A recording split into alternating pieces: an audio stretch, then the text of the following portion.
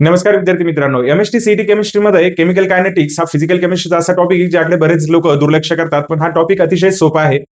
या टॉपिकमध्ये आज आपण ह्या टॉपिकचं इंट्रोडक्शन, इन्स्टंट रेट आणि ऍव्हरेज रेट काय असतं ते बघणार आहोत. त्यासाठी व्हिडिओ तुम्हाला पूर्ण बघायचा आहे. चॅनलवर आपण नवीन असाल तर चॅनलला सबस्क्राईब करायला विसरू नका. बघूया की केमिकल कायनेटिक्स म्हणजे नेमकं काय असतं. केमिकल कायनेटिक्स मध्ये आपण कशाची स्टडी करतो. सो केमिकल कायनेटिक्स ही एक फिजिकल केमिस्ट्रीची ब्रांच आहे student. Okay, it is the branch of physical chemistry. ही काय आहे? ब्रांच आहे. कुणाची ब्रांच आहे? फिजिकल केमिस्ट्रीची ब्रांच आहे. ठीक आहे. मग ही फिजिकल केमिस्ट्रीची ब्रांच नेमकी काय करते? केमिकल कायनेटिक्स मध्ये नेमकं आपण काय करतो? Which deals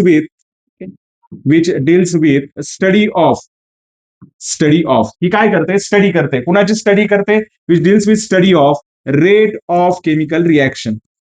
rate of chemical reaction. Rate म्हणजेच काय स्टुडंट? रेट म्हणजेच काय तर केमिकल रिएक्शनची काय असते? स्पीड असते. आणि एवढंच नाही तर ही जी केमिकल कायनेटिक्स ही जी फिजिकल केमिस्ट्रीची ब्रांच आहे ही अजून काही गोष्टींची स्टडी करते, जसं की factors affecting the rate of chemical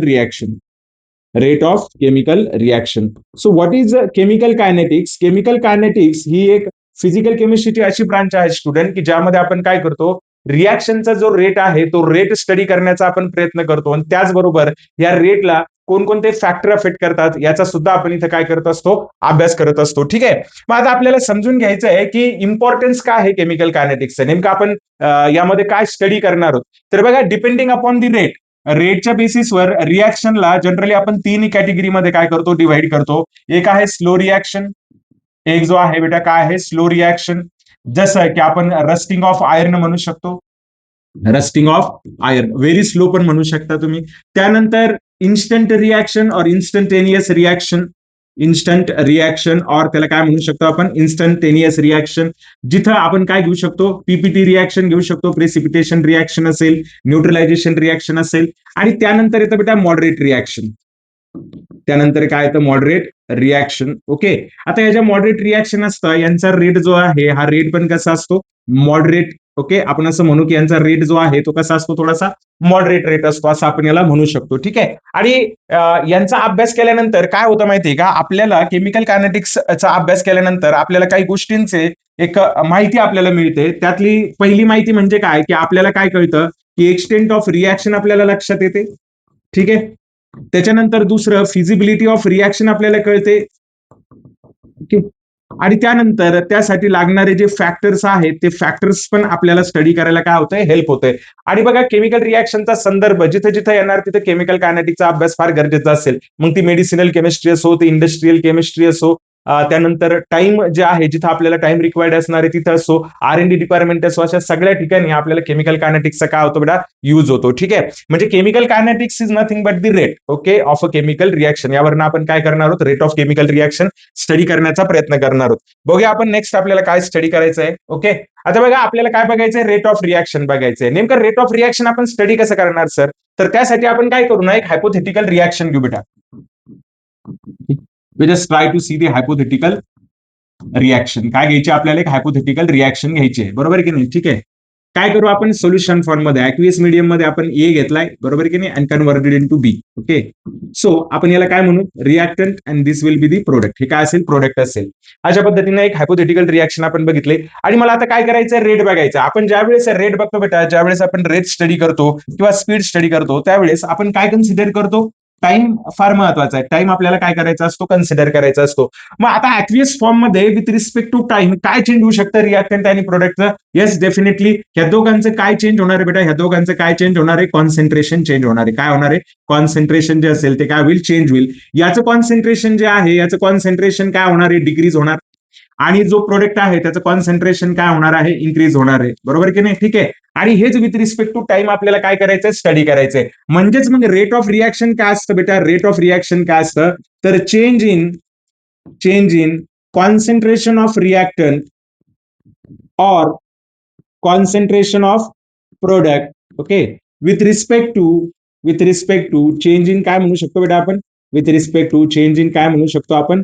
time म्हणू शकतो, बरोबर की नाही? आणि ह्याच पद्धतीने आपल्याला रेट काय करता येतो बेटा? कॅल्क्युलेट करता येतो. Change in concentration of reactant with respect to time और change in concentration of product with respect to time, याला आपण काय म्हणू शकतो, रेट म्हणू शकतो. यामध्ये आपल्याला हे लक्षात ठेवायचं आहे की डिक्रीज होतं कोणाचं concentration, decrease in the concentration of reactant होतं बेटा, बरोबर आहे की नाही.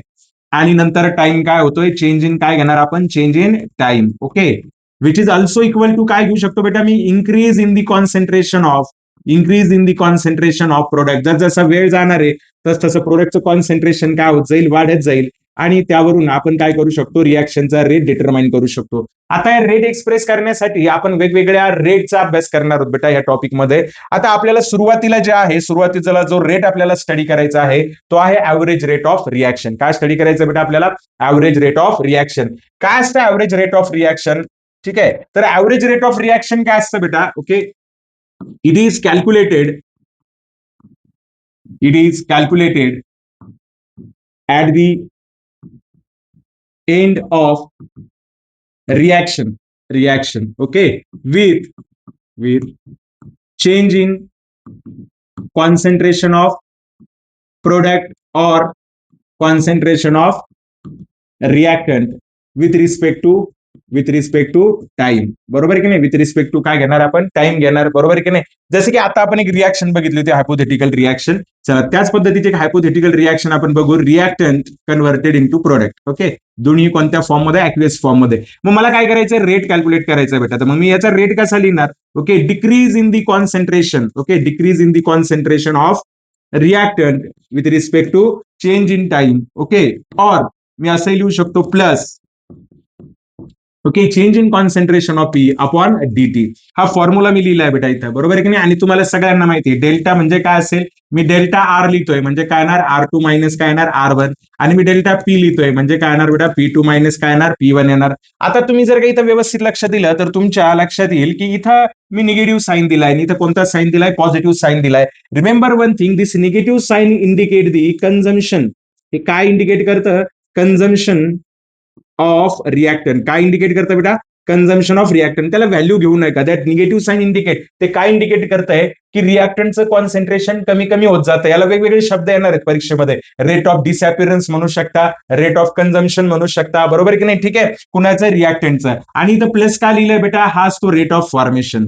याला काय म्हणू शकता तुम्ही, रेट ऑफ फॉर्मेशन ऑफ काय म्हणू शकता, प्रोडक्ट म्हणू शकता. जे प्रोडक्टच्या बाबतीत काय वर्ड येऊ शकतो, रेट ऑफ फॉर्मेशन येऊ शकतो, रेट ऑफ अपीअरन्स सुद्धा तुम्हाला येऊ शकतो. कारण की प्रोडक्टचं कॉन्सन्ट्रेशन वाढत चाललेलं आहे म्हणून त्याला पॉझिटिव्ह घेतलंय आणि याला काय घेतलेलं आहे, निगेटिव्ह घेतलेलं आहे. हे आपण कॅल्क्युलेट करू शकतो, बरोबर की नाही. आणि तुम्हाला सगळ्यांना माहिती आहे R2 म्हणजे काय घेणार आपण, फायनल घेणार, बरोबर की नाही. आणि R1 म्हणजे काय असेल बेटा, इनिशियल असेल रिएक्टंटसाठी. P2 म्हणजे फायनल असेल, P1 म्हणजे काय असेल, इनिशियल असेल, कुणासाठी, प्रोडक्टसाठी. याला आपण काय म्हणतो बेटा, ऍव्हरेज रेट म्हणतो. आणि ऍव्हरेज रेटला पण आपण ग्राफिकली रिप्रेझेंट करू शकतो, सेकंड ग्राफ काढून. कोणता ग्राफ, सेकंड नाही म्हटलं मी, सेकंड ग्राफ. टँजंट आणि सेकंड ग्राफ असतात, त्यावरून आपण काय करू शकतो, याचा जो रेट आहे, याचा जो रेट आपल्याला कॅल्क्युलेट करता येऊ शकतो. पण हे झालं बेटा ऍव्हरेज रेट. ऍव्हरेज रेट नंतर पुढे आपल्याला बघायचं आहे इन्स्टंटेनियस रेट आपल्याला बघायचं, किंवा याला तुम्ही इन्स्टंट रेट सुद्धा म्हणू शकता. आता हा रेट केव्हा कॅल्क्युलेट करता येतो बेटा आपल्याला, okay, it can be calculated. याला कधी कॅल्क्युलेट करता येतं, can be calculated at any instant of reaction. याला आपण रिएक्शनच्या कोणत्याही इन्स्टंटला काय करू शकतो बेटा, कॅल्क्युलेट करू शकतो. जसे की उदाहरणार्थ आपण काय घेतलं, ए प्लस काय घेतलं, बी, आणि कन्व्हर्टेड इंटू काय घेतलं, सी. याचा रेट मी कसा लिहू शकतो बेटा, याचा रेट मी कसा लिहू शकतो, मायनस डीए अपॉन काय घेऊ शकतो, डीटी, मायनस काय घेऊ शकतो, डीबी अपॉन काय घेणार होतो आपण, डीटी, आणि प्लस काय घेणार, डीसी अपॉन काय लिहू शकतो, डीटी. रेट म्हणजे हे पण घेऊ शकता, रेट म्हणजे याला पण घेऊ शकता, आणि याला पण तुम्ही काय करू शकता, कन्सिडर करू शकता. इथे डी म्हणजे काय असेल, ओके, इन्स्टंट चेंज याला आपण म्हणू शकतो. कोणता चेंज म्हणू शकतो बेटा, इन्स्टंट चेंज आपल्याला याला काय करता येईल, म्हणता येईल. याला सुद्धा आपण ग्राफिकली काय करू शकतो, रिप्रेझेंट करू शकतो. चला आपण काय करू ना, एक ग्राफिकली जे आहे याला समजून घेण्याचा काय करू, प्रयत्न करू. आणि पुन्हा इकडे येऊ आपण, ठीक आहे. ग्राफिकल एक्सप्लेनेशन आपण इथं प्रयत्न करू. बघा आपण काय केलंय, इथं जे एक्सचे कोऑर्डिनेट आहे, इथं काय घेतलंय आपण बेटा, टाइम घेतलाय. आणि इथं काय घेतलंय, कॉन्सन्ट्रेशन ऑफ काय घेतलंय आपण, रिएक्टंट घेतलंय, ठीक आहे. प्रोडक्टसाठीही आपल्याला ते काढता येऊ शकतं. आणि काय केलंय, याच्यामध्ये आपण ग्राफ काढलाय, ठीक आहे. आता रिएक्टंटचं concentration with respect to time काय होत जाणार आहे, डिक्रीज होत जाणार आहे. अशा प्रकारे डिक्रीज होईल, बरोबर की नाही, ठीक आहे. आता इथं जर का मी काय केलं ना बेटा, इथं जर का मी काय केलं, सपोज मी जर का असं काय काढलं, हा हा सेकंड आहे, बरोबर की नाही, याला काय म्हणू आपण, सेकंड म्हणू, बरोबर की नाही, हा काय असेल, सेकंड असेल. याचा स्लोप म्हणजे काय असणार आहे, याचा स्लोप म्हणजे काय असेल, ऍव्हरेज रेट असेल, काय असेल, ऍव्हरेज रेट. आणि ज्यावेळेस मी काय करणार ना, याला टँजंट काढणार, काय काढणार बेटा, टँजंट काढणार. इथं जर का सपोज मी अशी टँजंट जर काढली, तर याचा जो स्लोप मला मिळणार ना बेटा, याचा जो स्लोप मला मिळेल, तो स्लोप काय असणार आहे, इन्स्टंट रेट असणार आहे. ठीक आहे, इन्स्टंट रेट असेल. ओके, हा झाला रिॲक्टंटच्या बाबतीतचा ग्राफ. कशाच्या बाबतीतचा, रिॲक्टंटच्या. असाच ग्राफ मी कुणाच्या बाबतीत काढू शकतो, प्रोडक्टच्या बाबतीत सुद्धा काढू शकतो. इथं काय घेतलं आपण, कॉन्सन्ट्रेशन ऑफ प्रोडक्ट. आणि प्रोडक्टचं कॉन्सन्ट्रेशन असं काय होत जाणार आहे, इन्क्रीज होत जाणार आहे, बरोबर की नाही. याला मी ग्राफ काढू शकतो, बरोबर की नाही. हा काय झाला, टँजंट झाला, बरोबर की नाही. आणि इकडनं ज्यावेळेस मी काढणार, तर हा काय झाला, सेकंड झाला. ओके, अशा पद्धतीने आपण ग्राफिकली काय करू शकतो, याला रिप्रेझेंट आपल्याला करता येऊ शकतं, बरोबर की नाही स्टुडंट. ओके, चालेल. आता आपल्याला काय करायचं आहे ना, की स्टॉयकोमेट्री कसा अफेक्ट करते रिॲक्शनच्या रेटला, ते आपण बघू. बघा, सपोज मी काय करतोय ना, इथं मी रिॲक्शन लिहिली 2A प्लस काय घेतलं मी, 3B घेतलं आणि कन्व्हर्टेड इंटू 4C. अशा वेळेस आपण रेट कसा लिहिणार, ती ट्रिक म्हणजे आपण लगेच लक्षात येईल तुमच्या, कारण की आपण जे रेट ऑफ अपीअरन्स घेतो ना, पर मोल आपण कन्सिडर करतो. मग मी याचा रेट कसा लिहिणार आहे बेटा, माहिती आहे का, याचा रेट मी कसा लिहिणार, -1/2 डीए अपॉन काय घेणार, D T. Okay, so rate of disappearance of A is half, okay, of the total rate of the reaction, बरोबर की नाही. इथं काय करणार मी, -1/3 काय घेणार, डीए सॉरी डीबी अपॉन काय घेणार बेटा, डीटी इज इक्वल टू काय घेणार, +1/4 काय येणार इथं, डीसी अपॉन काय येणार, डीटी. आणि अशा पद्धतीने आपण काय करू शकतो बेटा, याचा ऍव्हरेज रेट आपल्याला काय करता येतो, इन्स्टंट रेट असो ऍव्हरेज रेट असो, आपण कॅल्क्युलेट करू शकतो. फरक काय ऍव्हरेज रेट मध्ये, इन्स्टंट रेट मध्ये, average rate initial final condition मध्ये आपल्याला काढता येतो. इन्स्टंट रेट कोणत्याही कंडिशनला आपण काय करू शकतो, कॅल्क्युलेट करू शकतो. होप स्टुडंट तुम्हाला ग्राफ आणि हे दोन्ही समजले असतील. आता आपण काय करणार आहोत, यावर कसे प्रश्न विचारले जातात, सीटी मध्येही विचारले जाणार आहे तुम्हाला आणि बोर्डमध्ये सुद्धा विचारले जाणार आहेत, बरोबर आहे की नाही. कशा पद्धतीने सॉल्व्ह करायचंय ते बघू आपण. ठीक आहे, होप तुम्हाला इथं दिसत असेल. ठीक आहे, बघा आपल्याला काय दिलेलं आहे, the instant rate okay of a reaction काय दिलेलं आहे, 2A + 2B okay converted into C + 3D is given bye. बघा आपल्याला काय काय रिॲक्शन दिलेली ना, ती एकदा आपण काय करू, लिहून घेऊ. बघा आपल्याला काय काय दिलेलं आहे, 2A ओके प्लस काय दिलेलं आहे आपल्याला B आणि कन्व्हर्टेड इंटू काय दिलेलं आहे बेटा, C प्लस काय दिलेलं आहे, 3D दिलेलं आहे. आणि मी तुम्हाला आताच सांगितलं होतं रेट आपण कसा लिहू शकतो बेटा, आताच मी तुम्हाला बोललो होतो, ह्या रिॲक्शनचा रेट आपण कसा लिहू शकतो, रेट इज इक्वल टू कसं लिहू शकतो, चला एच्या टर्म मध्ये रेट काय येणार आहे, -1/D change in concentration of A upon DT. एच्या टर्म मध्ये झालाय, बीच्या टर्म मध्ये कसं लिहिणार बेटा, -DB अपॉन काय घेणार, डीटी इज इक्वल टू. आता सी काय आपला प्रोडक्ट आहे, त्यामुळे याचं काय लिहिणार आपण, प्लस काय घेणार, नाही लिहिलं प्लस तरी चालतं, मायनस मेन्शन करायचं असतं आपल्याला, डीटी आणि इज इक्वल टू काय घेणार आपल्याला, 3 दिलेलं आहे, ही 3 आहे बरं का स्टुडंट, हे काय असणार आहे 3. मग काय लिहिणार, +1/3 इथं काय येणार, डीटी, बरोबर आहे. मग आता मला सांगा याच्यापैकी ऑप्शन मध्ये तुम्हाला कोणतं दिसतंय. ठीक आहे, आपण चेक करूयात. बघा आपण काय करू ना, इथे चेक करण्याचा प्रयत्न करू. बघा हे आहे का, तर डेफिनेटली नॉट, कारण की एच्या टर्म मध्ये तर नाहीये, म्हणजे हे ऑप्शन नाहीये. हे आहे का, 1/2 आहे पण इथं मायनस पाहिजे होतं, मायनस आहे का, नाही, मग हे पण नाहीये. डीबी ओके पण इथं मायनस आहे का, नाहीये, म्हणजे हे पण नाहीये. मग कोणतं ऑप्शन येणार बघा, इथे दिसतंय का तुम्हाला हे, आणि हे ऑप्शन काय होतं, मॅच होतंय, म्हणजे याचं उत्तर काय असायला पाहिजे बेटा, डी असायला पाहिजे. हो, कळालं असेल. ओके, चालेल. नेक्स्ट पुढे काय दिलंय बघा आपल्याला, कन्सिडर द रिॲक्शन. एक रिॲक्शन आपल्याला दिलेली आहे, 2NO okay react with O2 okay and converted into 2NO2 okay, याच्यामध्ये काय झाली, कन्वर्ट झाली, बरोबर की नाही. आपण काय करू, ह्या रिॲक्शनचा रेट लिहून घेऊ. या रिॲक्शनचा काय करू बेटा, रेट आपण काय करू, इथं लिहून घेऊ. ठीक आहे, चालेल, रेट लिहून घेण्याचा प्रयत्न करू. काय रेट बेटा सांगा, रेट काय येणार इथं, रेट इज इक्वल टू काय येणार, 2NO दिलेलं आहे, -1/2 काय येणार इथं, डी काय येणार, NO अपॉन काय येणार, DT इज इक्वल टू काय येणार पुढे, काय येणार, -DO2 अपॉन काय येणार, डीटी इज इक्वल टू काय येणार, 2NO2 फॉर्म झाले, +1/2 डी काय येणार, NO2 अपॉन काय येणार, डीटी, बरोबर की नाही. ठीक आहे, आणि त्यांनी काय दिलंय आपल्याला बघा, याचं चेंज म्हणजे जो फॉर्मेशन रेट आहे तो आपल्याला दिलेला आहे. काय दिलेला आहे, कुणाचा फॉर्मेशन रेट दिलेला आहे बेटा आपल्याला, काय दिलंय त्यांनी, डी काय दिलंय, NO2 अपॉन काय दिलंय, डीटी इज इक्वल टू 0.0 काय दिलंय, 52. आणि काय विचारलंय त्यांनी आपल्याला, काय विचारलंय, then okay rate of disappearance of O विचारलंय त्यांनी, बरोबर की नाही. मायनस काय विचारलंय त्यांनी, O2 अपॉन काय विचारलंय, डीटी, बरोबर की नाही. आता मला सांगा हे दोन्ही कुणाच्या कंपॅरिझन मध्ये, हे दोन दोन आपण इथे स्टडी करू शकतो की नाही, करू शकतो. मग मला सांगा काय लिहिणार आपण, सांगा, मायनस काय घेणार, DO2 अपॉन काय घेणार, डीटी इज इक्वल टू काय दिलेलं बेटा सांगा, काय दिलेलं आपल्याला, ओके 1/2 काय दिलंय, 2NO2 अपॉन काय येणार, डीटी. मला सांगा 1/2 तर मी लिहिणारच, इंटू किती दिलेलं आहे मला इथं, किती दिलेलं आहे, 0.052. सांगा सिम्प्लिफाय करून सांगा किती येणार बेटा, किती येणार सिम्प्लिफाय करून सांगा, 0.0 काय येणार 26 मोल पर सेकंड. सो काय मिळालं बेटा आपल्याला आन्सर काय मिळालं सांगा D/D2 रेट ऑफ डिसअपिअरन्स जो आहे किती मिळाला बेटा आपल्याला काय सांगू शकता तुम्ही याचा आन्सर काय असायला पाहिजे येस याचा आन्सर काय असायला पाहिजे मायनस तर असणार नाही कारण तो फॉर्म होतोय ना बरोबर की नाही आपल्याला काय विचारलंय फॉर्म होतोय असं विचारलंय बरोबर की नाही तर मायनस रेट लिहिणं मला नाही वाटत की ते बरोबर असेल ऑलरेडी तर मायनस साईन आपल्याला दिलेलं आहे बरोबर की नाही ठीक आहे मग आपण काय करणार याचा रेट जो आहे तो रेट कसा लिहिणार कारण रेट मायनस मध्ये लिहिणं I think it's not okay so याचा रेट काय असेल बेटा 0.026 असणार आहे काय असणार आहे 0.026 असेल ओके होप समजलं असेल तुम्हाला नेक्स्ट पीवायक्यू मधला प्रश्न आहे स्टुडंट ओके तसे पीवायक्यू आहेत सगळे ओके इथं रिॲक्शन दिलेली आपल्याला N2+3H2 ओके सो आपलं काम आहे अगोदर आपण रेट लिहून घेऊया ठीक आहे रेट काय येणार बेटा -DN2 ओके अपॉन काय येणार DT इज इक्वल टू -1/3 काय येणार इथं D काय येणार बेटा H2 अपॉन काय येणार DT okay is equal to काय येणार